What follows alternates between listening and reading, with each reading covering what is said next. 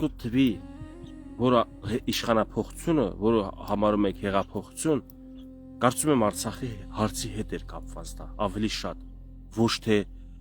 Հայաստանի հետ։ Եթե ասենք հեղափոխություն է եղել, պետք է համակարգային փոփոխություններ լինեն, պետք է համակարգը ընդհանուր փոխվեր, նույնիսկ պարլամենտարիզմը վերածվեր նախագահականի, որտեղ դա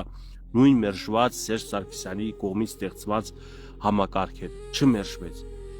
արդարությունը չվերականգնվեց, իրավապահ համակարգը նույն ձև աշխատում։ Եթե այդպես է, ապա որտեղ եք տեսնում դուք հեղափոխություն։ Դա ընդհանրապես անձերի փոփոխություն էր, Սերժ Սարգսյանին փոխարինեց Նիկոլ Փաշինյան անձը, բայց համակարգը մնաց նույնը։ Սակայն ես կարծում եմ, որ հենց այս ամեն ինչը, այս ֆիլմի սցենարը գրվել էր հենց Արցախի մասով, իսկ ավելի ճիշտ Հայաստանի պետականության փրկության մասով, որովհետև Արցախի գնով հնարավոր էր նաև Հայաստանի պետականության կորուստը։ Ես չեմ համարում, որ Սերժ Սարգսյանը, չեմ կարծում, որ կուզեր Հայաստանի Հանրապետությունը որպես պետություն գոյություն չունենար, բայց ինքը կարծում եմ համերաշխվել ու համակերպվել է այն մտքի հետ, որ միևնույն Արցախը չեն կարող պահել, իսկ այն մեղքերը, որ ես եթերի սկզբից թվարկում եմ մինչև հիմա, եւ այն սխալները, եւ այն վնասը, որ հասցվել է հարևան ժողովրդին, դրա ներում բեկում չի լինելու։ Արցախը կուլ են տալու։ Այդ իսկ պատճառով Արցախը կուլ տալուց հետո թիրախավորված եւ վտանգված կլինի Հայաստանը իր ամբողջ պետականությամբ, պետական համակարգով։ Այդ իսկ պատճառով այսպես ասած ինչ-որ ֆիլմի սցենար հորինեցին, որպեսզի աշխարհը եւս տեսնի, որ Հայաստանը գնում է ժողովրդավարության։ Տեսեք, նույնիսկ անցած մեղքերի սխալներից հետո Հայաստանը բռնել է ժողովրդավարության ուղին եւ աշխարհ հայացքը ուղղի դեպի Հայաստան, սա հին Հայաստանը չէ, մենք մերժել ենք նախկիններին, մենք մերժել ենք թալանը, մենք մերժել ենք պատերազմները, մենք գնում ենք ժողովրդավարության ուղիով։ Եվ աշխարհը կուլ տվեց այս խայծը։ Ինչի՞ չէ մեր ժողովուրդն է կուլ տվել այս խայծը, ինչու՞ չէ ես եմ սկզբից շատ հավատացած եղել, որ սա իսկապես հեղափոխություն էր եւ սա Հայաստանի ներքին կյանքին էր վերաբերում, բայց ոչ։ Եվ հիմա ես չեմ մեղադրում, եթե սա էր միակ միջոցը, որպեսզի Հայաստանի պետականությունը փրկվեր, եթե Արցախի հարցը դարձել էր անլուծելի, ինչպես Սերժ Սարգսյանն էր 18 թվականի ապրիլի 23-ին ասել, որ փակուղու մեջ է եւ պատերազմը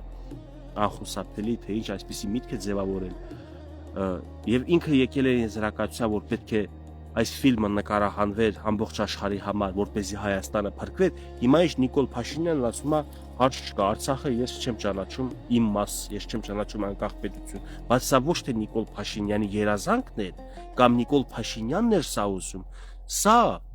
արդեն պարզ էր, ամեն ինչ պարզ էր, Արցախը չճանաչելով Հայաստանի մաս նախկինների օրոք, Արցախ չճանաչելով անկախ պետություն նախկինների օրոք, Նիկոլ Փաշինյանը տարել է այդ նույն ուղին, նա չէր կարող, միշտ ասել եմ,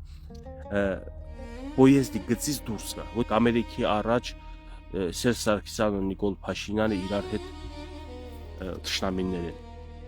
բայց ես չեմ կարծում, որ իրանք թշնամի են իրար հետ։ Եվ ես այսօր չեմ ասում, տեսա Նիկոլ Փաշինյան, դուք իրար հետ,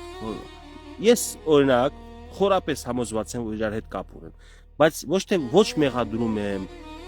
ոչ ասում եմ վերջ, դե որ բացահայտվեցիք իմ համար, որ դուք այդպես եք, ուրեմն ես իմ ձինդ հարց եմ նստում, չէ, հանուն պետության եք դրան գնացել, մտածել եք, որ դա է ճիշտ քայլը, դա է միակ ուղին, որով կարելի է Հայաստանի պետականությունը փրկել, միգուցե դուք ավելի խելացի խաղացողներ եք, քան թե ձեզանից առաջ մարդիկ, օրինակ։ Ես չգիտեմ, բայց այն որ վերջերս ես սրա մասին մի քիչ շել բորբոքված ջղայնացած ասում եմ, որ նույն ես իսկապես կարամ դժգոհեմ համակարգից, կարամ դժգոհեմ որոշումներից, ընդունած օրենքներից, իրաց պահելաձևից։ Ես դժգոհությունս էլ հայտնում եմ, ժողովուրդը վատ ընդունեց, ես որ հայամատեցի Նիկոլ Փաշինյանի գործունեությունը Սերժ Սարգսյանի հետ վատ ընդունեցիք, չանցած մի շաբաթ երևի շատերը տեսակ են հրապարակումը, որ Վալերի Օսիպյանը մի քանի տեղ ասել է, որ այս սցենարը ինձանից հետո է դա ասվել։ Այն որ իմ կասկածի միտքը մտել է իմ ուղեղ, դրանից մեկ շաբաթ հետո Վալերի Օսիպյանը ասում է, որ պետք է ասեմ, հրապարակեմ, որ Նիկոլ Փաշինյանը, Սերժ Սարգսյանը իրար հետ պայմանավորվել են այս ամեն ինչը։ Բոլորը տեսել եք, թե չեք տեսել, եթե ես գտնեմ այդ հաղորդումը, կարող եմ դնել էջի տակ, բայց կարող է եւ չգտնեմ, ով կգտնի, խնդրում եմ իմ էջի տակ դրեք, հավատացեք, որ ես չեմ հորինում եւ իմ անհանգստությունները եւ իմ մտածմունքները հաստատ հիմքեր ունի։ Եվ այդպես Վալերի Օսիպյանը եւս հաստատում է, որ Նիկոլ Փաշինյանի եւ Սերժ Սարգսյանի այդ հեղափոխությունը դա սցենար է եղել։ Կատարել են, շատ լավ կատարել են։ Եթե ի սկզբանե իրանք երթվել են, որ պետքա հերոստատեսության դեմը ամբողջ աշխարհի առաջ եւ հայ ժողովրդի առաջ նույնիսկ իրար վիրավորական խոսքեր ասեն, որպեսզի ժողովրդի մտքով ընդհանրապես չանցնի, որ դա ծրագրավորված խաղ է, իրանք չպետքա դուրս գան երթումից, չպետքա շեղվեն մի գրամ։ Եվ իրաց ոչ շատ լավ ստացվում է, բայց միևնույն է հայտարարությունները, խոսքերը, երբ որ դնում ես գործի մոտ, գործը ուրիշ բան է ցույց տալիս։ Իմ համար ամեն ինչ բացահայտ է։ Եվ դրա համար ես նորից եմ ասում, պատկերացրեք, բայց այսպես ասեմ, եթե այսօրվա հրապարակում գտնվող հայրենիք փրկողները եւ Նիկոլ Փաշինյանը լինեն ընտրության, արժանի է Նիկոլ Փաշինյանը լինի վարչապետ։ Բայց ես այսպես ասեմ, նախ այս ձեռքբերումները, որ ունեցանք, Հայաստանի փրկությունն էլ արդեն ապահովագրված է, ես կարծում եմ վերջ իսկապես Հայաստանը իր պետականությունը պաշտպանել է։ Հայաստանը կարող էր շատ ժողովուրդների, հայ ժողովուրդը կարող էր շատ ժողովուրդների նման կորցնել իր պետականությունը։ Եվ մեկ էր պակաս, արդեն մեկ էր պակաս կորցնել։ Չեք պատկերացնի, բայց այդ ամեն ինչը հարձակումը ամբողջ պետության երկայնքով 2022 թվականին, երբ որ շրջափակման մեջ էր Արցախը, Արցախի վրա հարձակումը, որ ակնկալում էին Հայաստանը քիթը մտցներ ընդե,